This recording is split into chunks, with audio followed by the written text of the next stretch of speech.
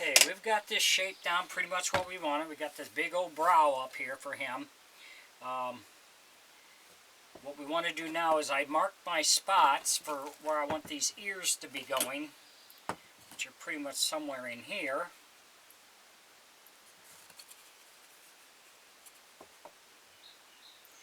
So what I did was I marked this. This is 1.5 inches.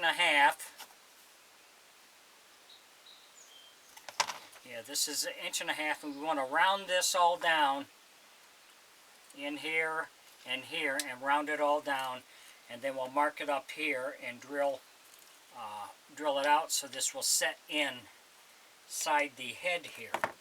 So we're going to do that with both of these. We're going to sand this all down, round it, get it rounded down.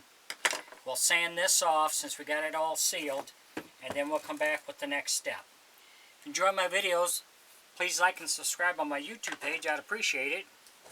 If you have any questions or comments, put it in my comment section. I'll get back with you. Thanks for watching.